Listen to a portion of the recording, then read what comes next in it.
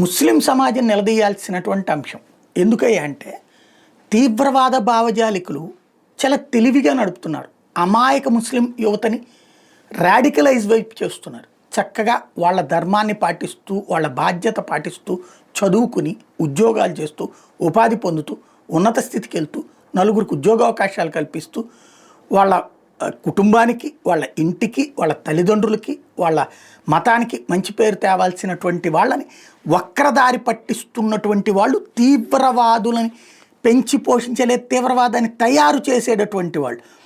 Pakistan journalist అక్కడ ఈ సయ్యద్ సలావుద్దీన్ అనేటటువంటి తీవ్రవాద నాయకుడు ఉన్నాడు కదా, వాడిని అడిగారు జిహాద్ అంటే ఏంటంటే జిహాద్ చాలా పవిత్రమైంది, ప్రతి ముస్లిము దీన్ని గుర్తుపెట్టుకోవాలి ముస్లిం సమాజం బాగు కోసం అని చెప్తే, సరేనయ్యా నీ కొడుకులు 5గురు ఉన్నారు, అందులో 3 వచ్చినేమో డాక్టర్లు, 2 ఇంజనీర్లు, ఒకళ్ళేమో ఇస్లామాబాద్లోనే డాక్టర్గా పనిచేస్తున్నారు, ఇంకొకళ్ళు దుబాయ్లో పనిచేస్తున్నారు, ఇంకొకళ్ళు లండన్లో ఉన్నారు. నీ కొడుకులనేమో జిహాద్కి పంపించవా, పవిత్ర యుద్ధానికి పంపించవా, అదే మంది జనాలనేమో పంపిస్తావా అన్నటువంటి పాయింట్ నిలదీశాడు.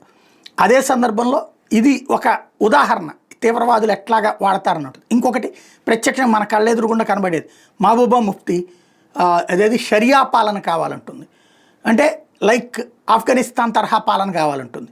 మరి తను బురకా ధరిస్తుందా, తను హిజాబ్ అయితే ధరిస్తుంది, తన బిడ్డలు వచ్చేటప్పటికి బాలీవుడ్లో నటిస్తున్నారు ముంబైలో. మరి వాళ్ళు చేస్తున్నారా? వాళ్ళు మామూలుగానే ఉండొచ్చు. మిగతా మంది ఆడపిల్లలు మాత్రం, ముస్లిం సమాజానికి సంబంధించిన ఆడపిల్లలకు మాత్రం నిర్బంధాలు ఉండాలి, రిస్ట్రిక్షన్ ఉండాలి. అదే తాలిబాన్లో ఆ షరియా చట్టాల ప్రకారం ఉన్న చోట మహిళల్ని అసలు చదువుకొని ఇస్తున్నారా? మరి ఈమె చదువుకుంది, రాజకీయం కూడా చేస్తుంది, తాలిబాన్లో అట్ట కుదరదుగా. ఇది ఒక ఆస్పెక్ట్. ఇకపోతే మరొక వైపున హురియత్ లీడర్లే చూసుకుంటే కనుక వాళ్ళ పిల్లలు అమెరికా, బ్రిటన్, దుబాయ్ లాంటి దేశాల్లో చేస్తున్నారు. అదే కాశ్మీర్ యువతను తీసుకొచ్చేటప్పటికి పక్కదోవ పట్టించి వాళ్ళని తీవ్రవాద వైపుకి పంపిస్తుంటారు. ఇది గుర్తుపెట్టుకోవాల్సినటువంటి అంశం. ముస్లిం సమాజం మేల్కొంటే ఈ దగా చేసేటటువంటి దరిద్రుల నుంచి, ఈ మతాల మధ్య చిచ్చు పెట్టే దరిద్రుల నుండి విముక్తి లభిస్తుంది.